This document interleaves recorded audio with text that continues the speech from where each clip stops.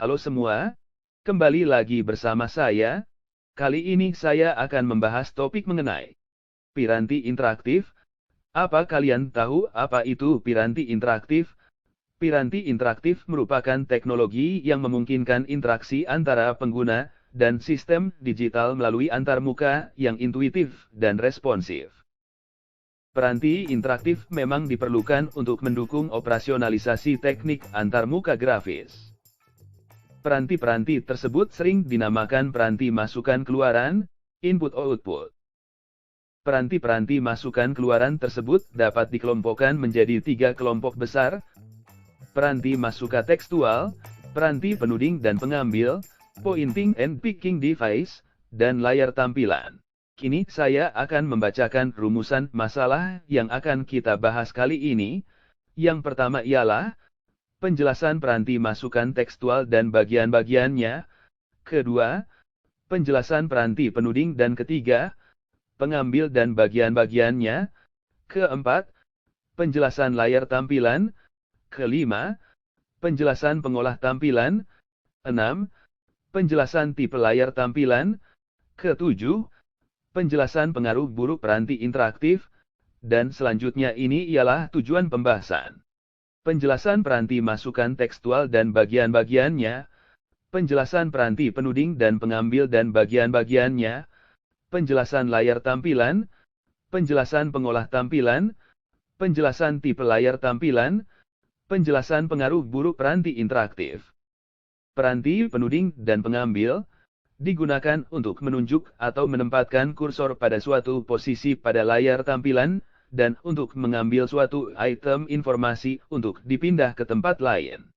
Peranti penuding mempunyai tugas interaktif seperti pemilihan, penempatan, orientasi, jalur, kuantisasi, dan tekstual. Beberapa di antaranya adalah mouse, joystick, trackball, digitizing tablet, light pen, dan touch sensitive panel.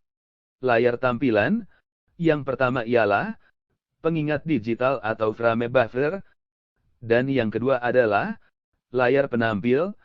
Pengolahan tampilan berfungsi untuk melewatkan isi pengingat digital dan mengolahnya untuk ditampilkan ke layar penampil. Pengolah tampilan, display processor, atau video display adapter adalah bagian yang mengubah pola bit dari pengingat digital menjadi tegangan analog, kemudian membangkitkan elektron yang digunakan untuk menembak fosfor pada layar tampilan. Selanjutnya adalah tipe layar tampilan. Layar tampilan bisa dikelompokkan ke dalam 5 tipe, yaitu: yang pertama, Direct Drive Monochrome Monitor. Kedua, Composite Monochrome Monitor. Ketiga, Composite Color Monitor. Keempat, Red Green Blue Monitor.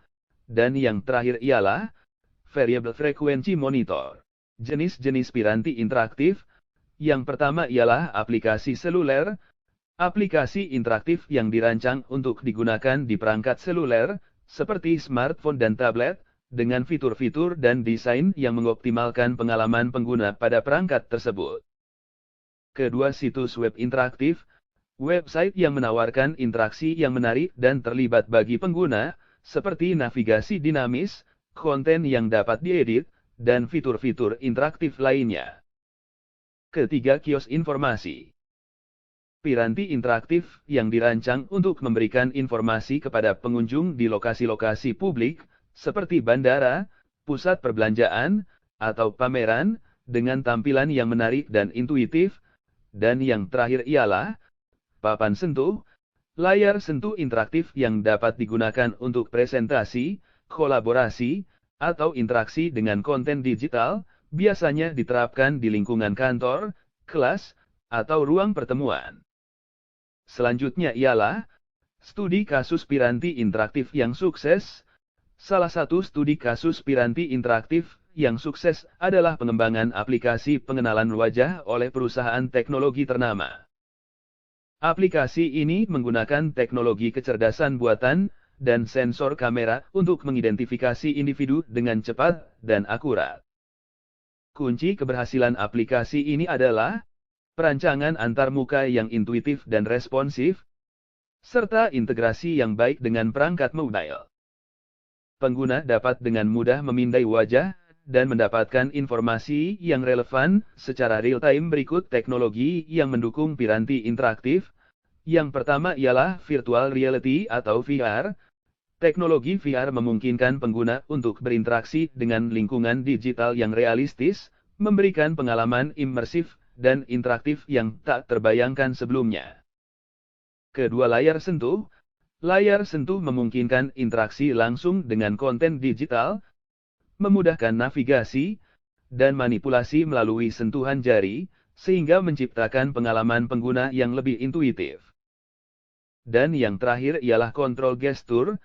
Teknologi kontrol gestur memungkinkan pengguna untuk berinteraksi dengan piranti interaktif melalui gerakan tubuh, menciptakan interaksi yang natural dan membebaskan pengguna dari perangkat tradisional. Pengaruh buruk piranti interaktif.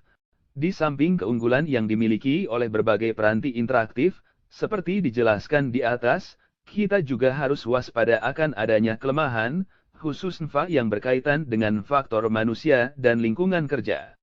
Agar piranti-piranti interaktif dapat meningkatkan efisiensi operator, maka ia harus ditempatkan pada posisi yang memperhatikan faktor kenyamanan lingkungan kerja, atau yang lebih dikenal dengan sebutan faktor ergonomik. Waspada kelemahan piranti interaktif, khususnya yang berkaitan dengan faktor manusia dan lingkungan kerja.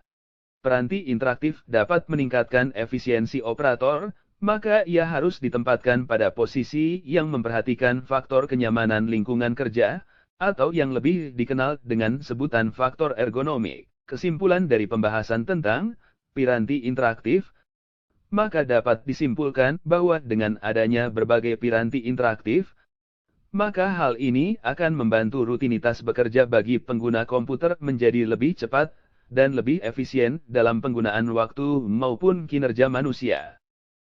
Piranti interaktif sendiri terbagi atas dua jenis, yaitu piranti input dan piranti output.